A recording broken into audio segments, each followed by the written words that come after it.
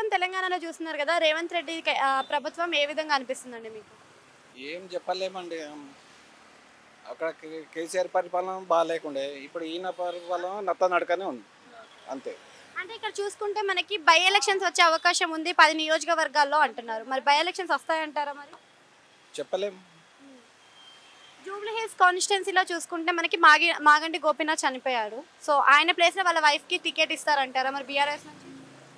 ఇయ్యొచ్చు. ఇస్తే మరి వర్కౌట్ అవుతదంటారా మరి సింపతి వర్కర్? వర్కౌట్ అయ్యే ఛాన్సెస్ ఉన్నాయి. మరి నవీన్ కుమార్ యాదవ్ కానీ, అంజన్ కుమార్ యాదవ్‌కి గానీ బాగా ఇక్కడ పలుకుబడి అయితే బానే ఉంది కదా! చెప్పలేం. వాళ్ళు కూడా కాంగ్రెస్ నుంచి వచ్చే అవకాశం ఉందంటారా? చెప్పలేము.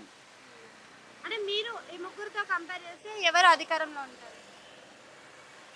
మాగంటి వాళ్ళకి ఛాన్స్ ఎక్కువ ఉంటుంది. ఎందుకు? వేస్ట్ అది. వేస్ట్ ఆదాయం దెబ్బతింటుంది. వేస్ట్గా తిరుగుతున్నారు జనాలు. ప్రస్తుతం తెలంగాణలో చూస్తున్నారు కదా! రేవంత్ రెడ్డి ప్రభుత్వం ఏ విధంగా అనిపిస్తుందండి మీకు? ఏం చెప్పలేమండి. అక్కడ కేసీఆర్ పరిపాలన బాగాలేకుండే. ఇప్పుడు ఈయన పరిపాలన నత్తనడకనే ఉంది. అంతే. అంటే ఇక్కడ చూసుకుంటే మనకి బై ఎలక్షన్స్ వచ్చే అవకాశం ఉంది 10 నియోజకవర్గాల్లో అంటున్నారు. మరి బై ఎలక్షన్స్ వస్తాయంటారా మరి? చెప్పలేం.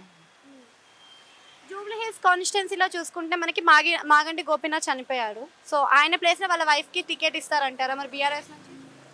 ఇయ్యొచ్చు. ఇస్తే మరి వర్కౌట్ అవుతదంటారా మరి సింపతి వర్కర్? వర్కౌట్ అయ్యే ఛాన్సెస్ ఉన్నాయి. మరి నవీన్ కుమార్ యాదవ్ కానీ, అంజన్ కుమార్ యాదవ్‌కి గానీ బాగా ఇక్కడ పలుకుబడి అయితే బానే ఉంది కదా! చెప్పలేం.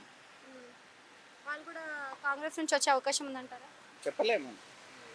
అంటే మీరు ఈ ముగ్గురితో కంపేర్ చేస్తే ఎవరు అధికారంలో ఉంటారు? మాగంటి వాళ్ళకి ఛాన్స్ ఎక్కువ ఉంటుంది. ఎందుకు?